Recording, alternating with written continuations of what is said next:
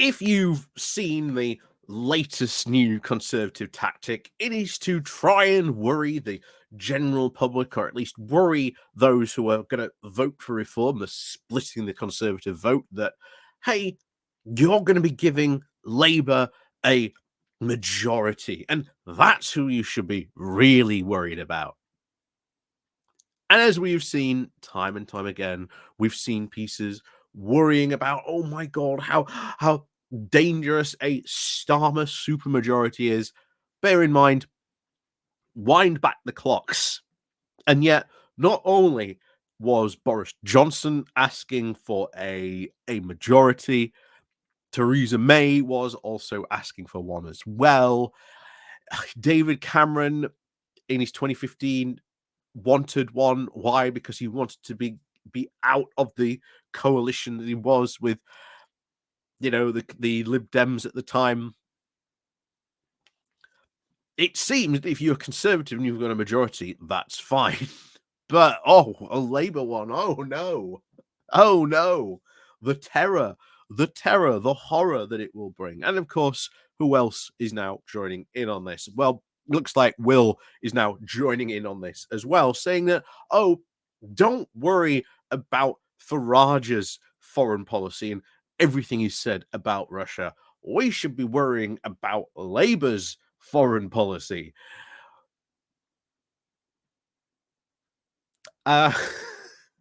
So, and of course, we may remember we went over what David Lammy wrote, what must have been a couple of months ago now. Lammy's big sort of piece he did in Foreign Affairs, we went over in Geoscope as well, about what Labour's foreign policy is going to be and what ultimately it is going to look like. I've said it does purport to be quite good and a direction that we should go in, but we'll discuss more about this as we go through this piece, because Will is joining in on the you should be worried about Labour's X whatever, because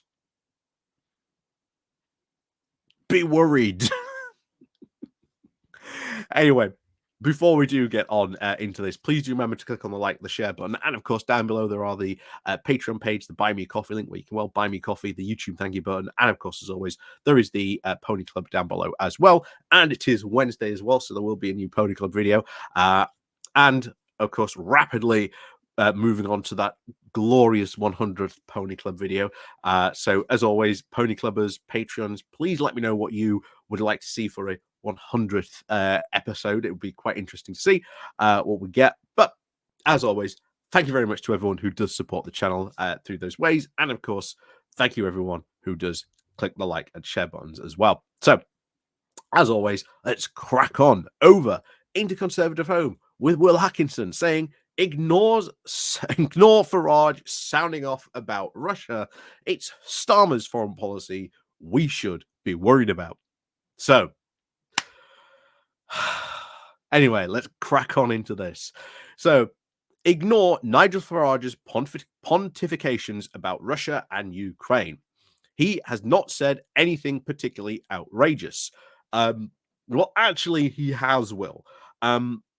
Farage's position saying that the West, and by that, I presume he doesn't mean Ukraine, because that's what people who have been saying we should negotiate say all along, meaning not including Ukraine at all, meaning that, we should just throw the entire Ukraine nation under the bus and just allow Vladimir Putin to do whatever the hell he wants in Ukraine, which would ultimately be an incredibly brutal occupation and God knows what else. So, yeah, it is absolutely outrageous, the comments that he has said. But when it comes to foreign policy being discussed in the open, unfortunately, there's not too much deeper discussions out there. It tends to be had in really long think pieces on obscure blogs about foreign policy or things like that. So, there you go. But anyway, he continues. He says, I have long been frustrated by the omerta on suggesting that a Western role in the conflict's origin by those still pining for the Cold War. No one is pining for the Cold War, and there is no role in the West's origin of this conflict. It is ridiculous to suggest that. And if we ever talk, Will, I would love to hear what your opinion on Ukraine is. It sounds like it might be quite interesting, but who knows? There you go. Anyway, as ever with Farage, it's quite refreshing to see the bubble of consciousness popped with a Putin apologist, Kremlin stooge, and so on. Judas was paid. Yeah, and he's getting called those for good reasons. Because, well, as I will question, I would ask you, as I would urge anyone to who might see this and be annoyed that people are supporting this, ask people what the Kremlin's position is, because they don't know it. But it is complete and absolute unconditional surrender. Now the follow-up question should be, ask how comfortable Will would be handing pretty much over a complete blank check to Putin to just do whatever he wanted in Ukraine. I'm sure nothing like Bucha would happen, right? Right? But there you go. Anyway, but while his comments have now provided an excellent chance for his opponents to try and steal his momentum, the row is now pointless. As a result of this election, Reform UK will win at best just a handful of seats. A handful of seats. We'll see.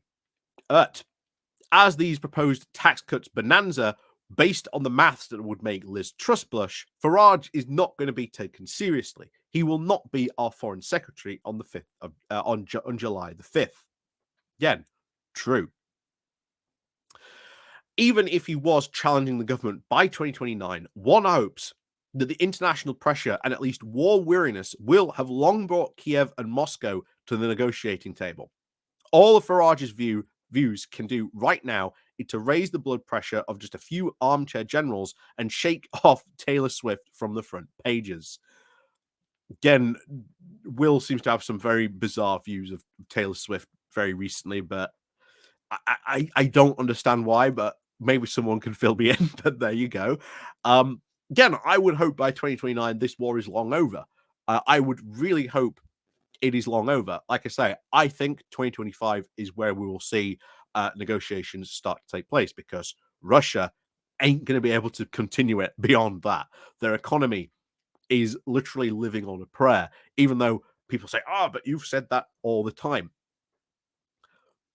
Look at the serious economists who have been covering, how bad Russia's economy has been. Just look at the damage that was done recently by the new Western sanctions. The fact that they're now having to rely on the yuan as their main currency choice instead of the dollar. Russia's economy is not in the best shape, and it is being propped up because it is having to currently provide a war. After this war finishes, regardless each way of whatever happens, Russia is in for a very, very bad time economically. Very bad time. But back onto this. So, instead, readers should be worried about Britain's foreign policy and should be paying more attention to one Keir Starmer. I'd say more David Lammy and Keir Starmer, but there you go. He's going to be the foreign secretary after all. On July the 9th, our next Prime Minister will attend NATO's 75th anniversary. Other than platitudes about Ernest Bevin, what can we expect from Starmerism abroad? Well, Lammy and both Starmer have been very, very open about that. They've said they are going to continue the UK's commitments to NATO and continue on that and support Ukraine. Why then are you now sounding NATO worry? Oh no, he's going to go to NATO's 75th anniversary. Oh no. It will be a good opportunity to sort of, bring back the UK on a world stage and show, at least maybe sense and normality has been restored. That, normal, boring politics has been restored to UK, which will be, I think, refreshing for a lot of us out there. But there you go. Anyway, It is now a vital question. World events have now played an outsized role in scuppering Labour governments. Ramsay MacDonald and the Depression, Clement Attlee in Korea, Gordon Brown, the financial crisis, and of course Tony Blair. When Tony Blair is dead and open, the pathologist shall find Iraq inscribed upon his heart. You could say that about any government. World crises often have a habit of doing that. The Conservative Party is not alone in that, of stuff like that happening to them. I mean, COVID, Brexit in general, the Ukraine war. And that's only just recently. I can guarantee you could look back and find others, but there you go. So the last 5 years have proved that the world can be set the best laid schemes of mice and men and Dominic Cummings awry.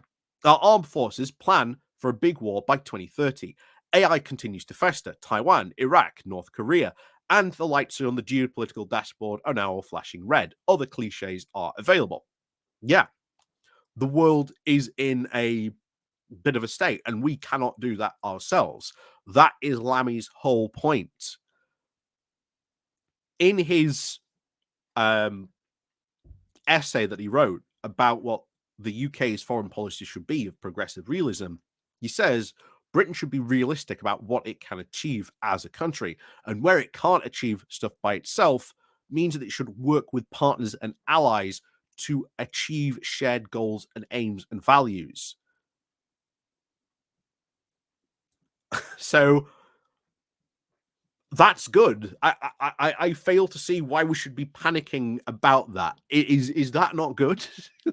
Is that not good?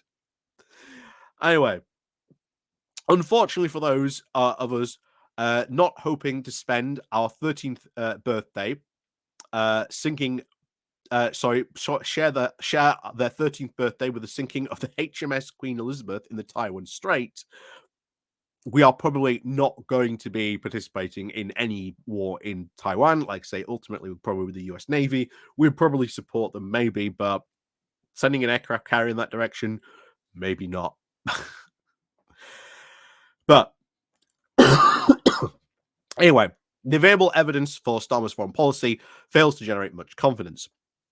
Why doesn't it? Working with partners and allies to achieve things in mutual shared aim goals sounds pretty good to me, Will. But there you go. From Labour, we can expect much the same, but worse. Continuity with added virtue signalling. I had no idea working with allies was virtue signaling, but there you go. Anyway, being charitable. Starmer has never seemed to be interested in foreign policy. His time as Shadow Brexit Secretary was spent very determinedly trying to stop Britain from thinking about its place in the world. Appropriately, from a former Director of Public Prosecutions, the essential basis of Starmer's foreign policy is legalism and progress, according to Henry Jackson for the Social Study. So if that's going to be Starmer's view of the world, that is not necessarily a bad one of legalism and process, that Starmer will take Britain's legal obligations seriously. Because certainly the past couple of Conservative prime ministers seem to not have taken Britain's foreign obligations and legal responsibilities seriously. But hey, there you go.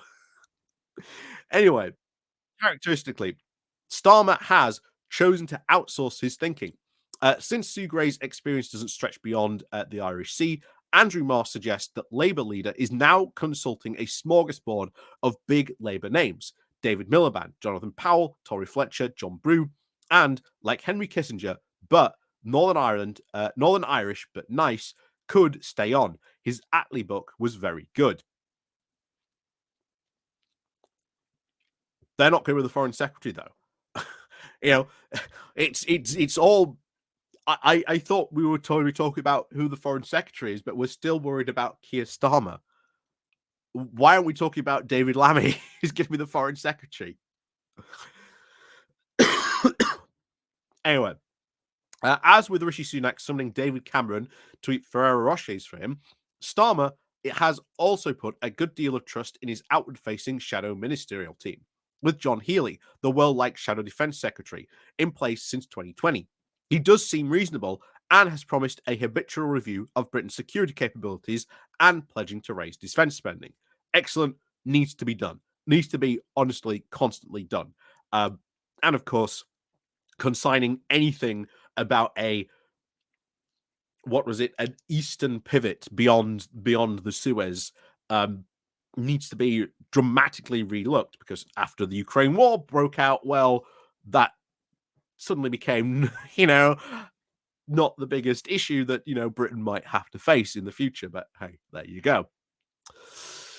So, however, one cannot obviously help but raise an eyebrow at Starmer's other international bod, David Lammy. That, of course, are being our next foreign secretary, who struggled with basic history on Celebrity Mastermind and does not overburden me with confidence. Well, you don't necessarily have to be, a history guy to be an expert in foreign policy. But there you go. Nor does his ministerial experience hitherto being in domestic departments or is having called the man likely to be the next president a neo-Nazi sympathizer, of course, referring to Donald Trump. But hey, Lammy did go and speak to Donald Trump because, as I've said before, even in that video, there is still a good likelihood Donald Trump might win. It's not 100%, it's not 50%, but you can't discount the fact he might win. So you've got to speak to him. Lammy doing that, I think, shows incredible foresight for anyone potentially being the next foreign secretary. Like Trump or not, you've got to talk to him, because there is every possibility, well, not every possibility, but there is a possibility he might win, he might be the president, and guess what? You've got to deal with him. You can't just ignore him for 4 years. But there you go. So, but whilst I still can't imagine Lammy on my pub's quiz team, he seems to be working very hard to build up his international credibility. He has visited at least 40 countries in his role to become pally with the Republicans in DC, as we mentioned just there. How long until he kisses the ring at Mar-a-Lago? Everything Cameron can do. Probably won't kiss the ring, but hey, maybe, show a bit of Trump praise. And well, apparently, as North Korea said, he apparently does everything you want. But Lammy also rendered unto us his own long telegram, a piece in Foreign Affairs, which is again outlining what Labour's going to do, outlining Labour's new doctrine of progressive realism. In a world where the global order is messy and multipolar, as the rise of China has ended the era of US hegemony, democracies have become more economically dependent on the authoritarian states. History kept on rolling. So, bit of, I think, quotes pull out of order there to do that, but yeah, that's a bit, dodgy there, Will, but there you go. At least you put the quotes in. Anyway, he pledges support for Kyiv.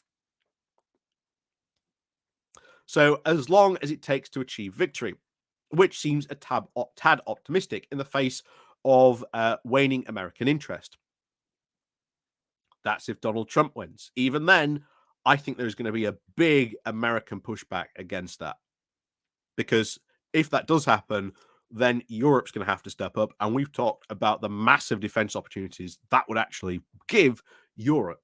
But that would mean really having to invest in defense. But that could also mean creating a lot of jobs up in the north, where, again, there are a lot of manufacturing people who could go into these jobs and start doing them to, build stuff for defense. But we'll see what happens. Anyway, nevertheless, British foreign policy will remain founded on the country's relations with the United States and Europe. Yes, is what we've always said, that, the bridges that Boris Johnson managed to burn, not just the bridge with Europe, but then with the United States-ish, and then Rishi Sunak sort of tried to sort of rebuild there. But he continues, no Anglo-Gaullist he. He does promise to try and cooperate with China as appropriate, and place climate diplomacy front and center. Yeah, you've got to work with China. Like it or not, China you have to play with. I've criticized many conservative commentators over the year, or at least people who talk about conservative commentators who talk about China as if you can just put China in a box and just ignore it and it'll go away. It's not how it works. But that seems to be a lot of conservative thinking when it comes to foreign policy. It's really weird, but there you go. And of course, climate diplomacy, something we should absolutely be engaging in. Absolutely be engaging in, because the climate crisis does not just affect us, it affects the whole world. All worthy stuff, says Will. But is there any meaningful way that differs from the current COP and COPE of the past 2 decades?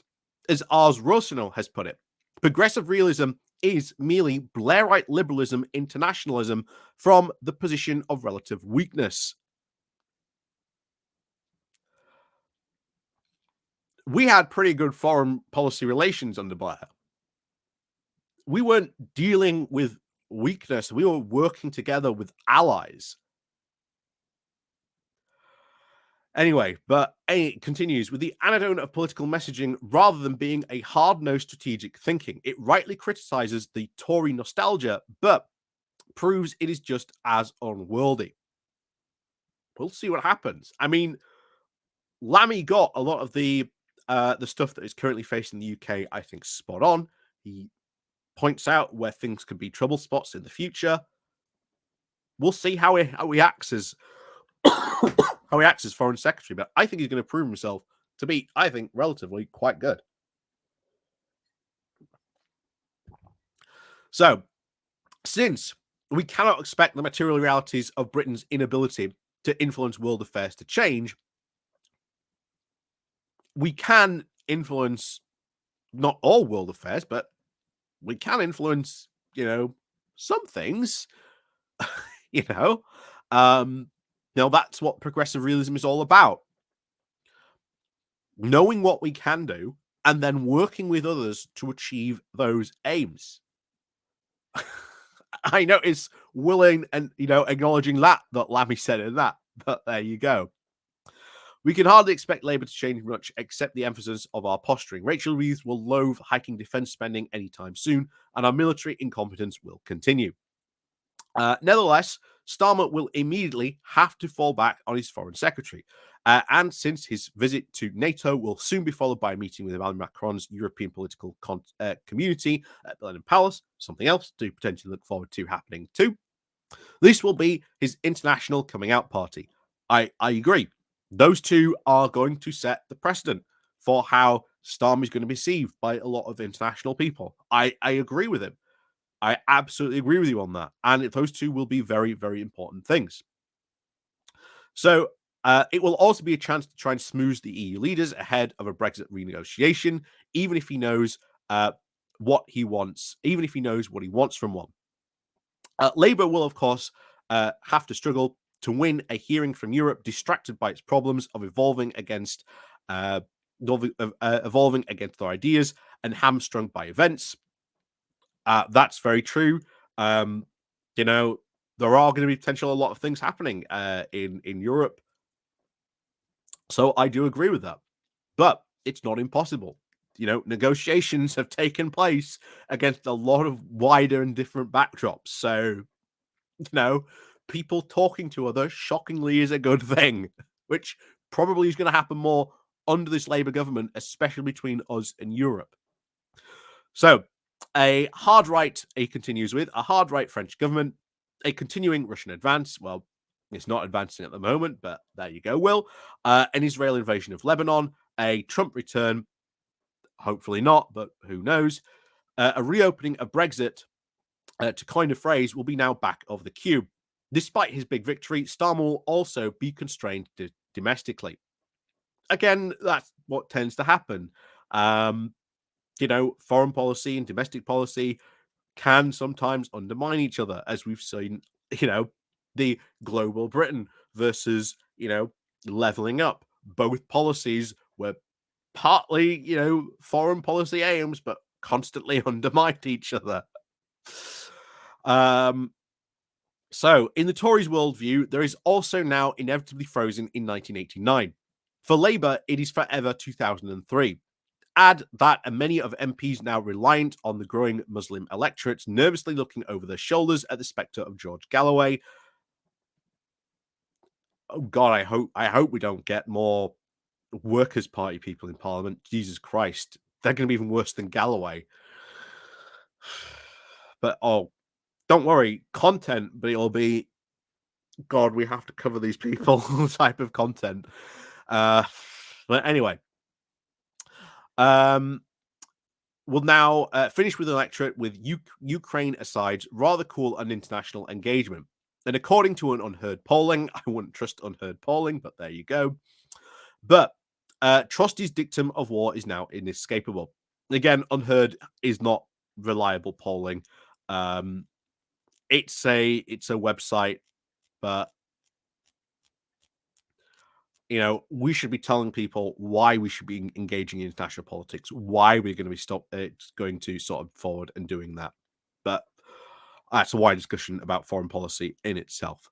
Go watch Geoscope about why we talk about foreign policy, how it affects the UK. But there you go. So anyway, back to this. So you might expect a supermajority. Stop groaning at the back. To allow Starmer to quote sod them. But a majority of 200 is not what it was, especially with a payroll vote of only 100 or so. Chart Starmer's televangelism. Start chart Starmer's trigger aversions over Gaza to see how quickly he caves to backbench pressure. Week. Depends on what he caves in on. I mean, if that's true and he caved in over Gaza, then how much stuff would, say, a progressive majority be able to achieve in Parliament? But there you go. Anyway, we'll see what the makeup of the Parliament looks like and what happens in the years to come. I'm sure Will be furious by it for the next 5 years. But anyway, this could be a virtue. If Britain does keep out of stupid wars and provides breathing space for an honest reassessment of our strategic priorities and military incapabilities or capability, but it won't. Why won't it? I mean, I think Lammy is right to point out that, hey, we should be honest about what we can do. Is that not an honest reassessment? But hey, as we discovered recently, Will is also very much incapable of reassessing his past, or should we say the Tories' mistakes as well. But it won't. Starmer will be spooked as soon as the first crisis of his premiership develops. Possibly not. We'll see how he handles it. Starmer will have to develop crises, and so far, I think he seems a lot more confident than certainly Tories. So we'll see. Anyway, Trump and he will not be bosom buzzies, a la Blair and Bush Jr., but he will just trot as meekly along the Yankee path. Well, yes, you're going to have to, because we can't just ignore America for 4 years if Donald Trump wins. That's why Lammy went to talk to the GOP, to Donald Trump and his team, because that's what you have to do in foreign policy. You can't just ignore. But I also doubt we will be, shall we say, singing to Trump's tune, unless you're going to say that Boris Johnson and co did that as well since 2016.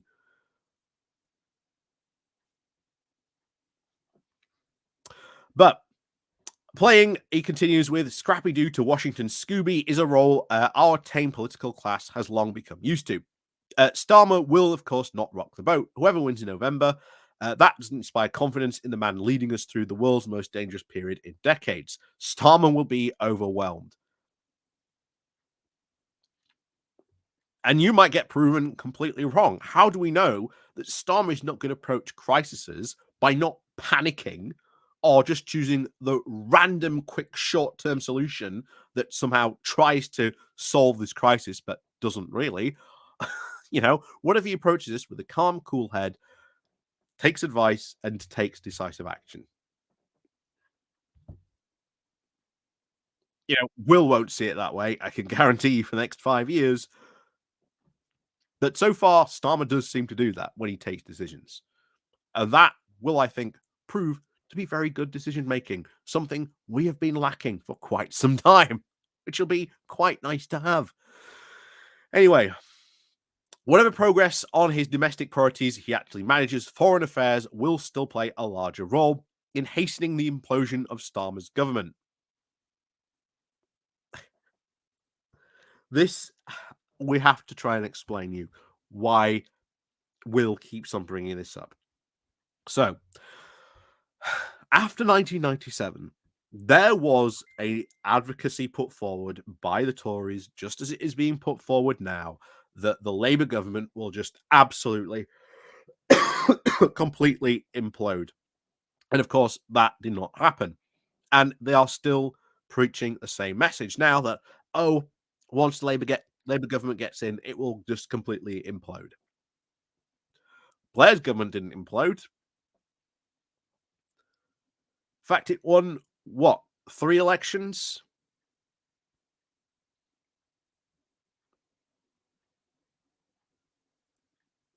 I would call that a pretty good running. And yet, after 1997, oh, the government's going to implode. Don't worry, we'll be back at the next general election. Exactly what the Tories are saying now. Bear in mind, after 1997, what happens to the Tory party? Infighting, accusing, you're not a true Tory, you're not this, you're not blue enough to be a Tory. It's going to be even worse for them this time, which is why I keep on saying that they are going to be arguing and navel gazing for the next 5 to 10 years. Henry Hill recently wrote an article on Conservative Home, rather than saying maybe we should look at Tory policy, what happened, doing evaluation of why it all happened. Oh no, we need to completely change CCHQ. I'm sorry, what? They are completely incapable of looking back on themselves and examining of any introspection. Will, we just did his own, and when we went over his blog, are we the baddies? Completely incapable of that. Almost seeming to say that, oh, everything was perfectly fine until 2020. And then after that, that was it. And if all those scandals hadn't happened, if you take away all the scandals, etc., we would be fine. We would be winning this election.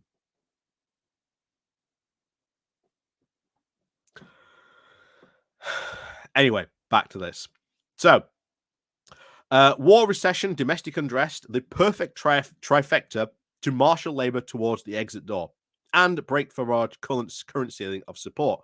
But what is the Conservative Party going to offer? And how do you know that war, recession, and domestic unrest is going to break out?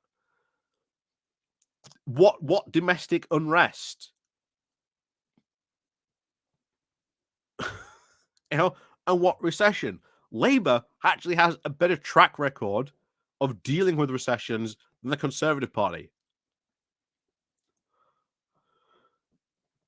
especially dealing with one of the biggest financial crises in history.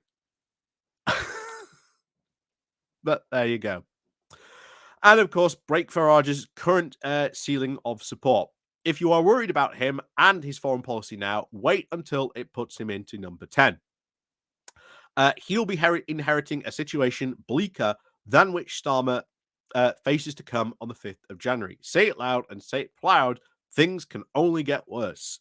Well, I think things can only get better because we're going to have a better government that's going to be tackling these things infinitely better. And of course, someone else here. Actually, do the opposite. Do not ignore Mr. Toad and his appeasement of Putin. Go after him and reform to the full.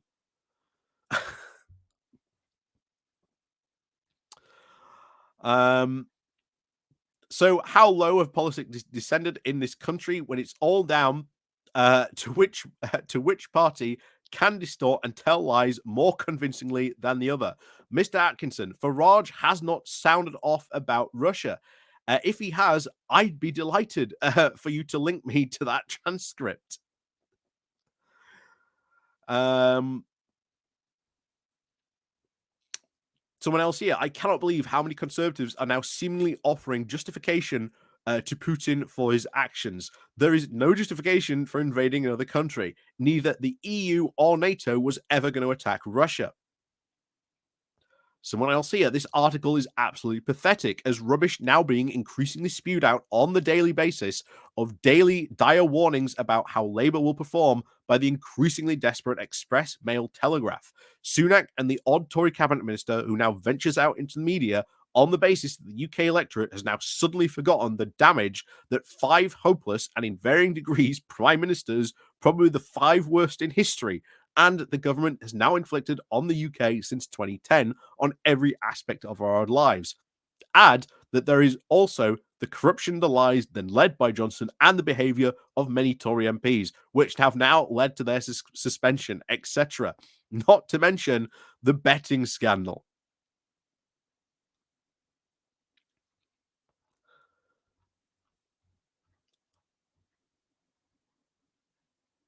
Will is not preaching to the choir here. Will is absolutely not preaching to the choir, which I think is good in some respects. At least, who knows? Would be fascinating to speak with Will about what his takes on Ukraine and what we should be doing. That would certainly be interesting, but hey, there you go. Anyway, as always, let me know what you think down below. This is, as that comment said, desperation. I said it at the beginning. You are seeing this more and more from the Tory party. Desperate. Oh my God. Labour supermajority. Isn't that going to be awful? Isn't that going to be terrible? Leaning back on what they said after 1997, that a Labour government was going to implode almost immediately and they'd be back within a year.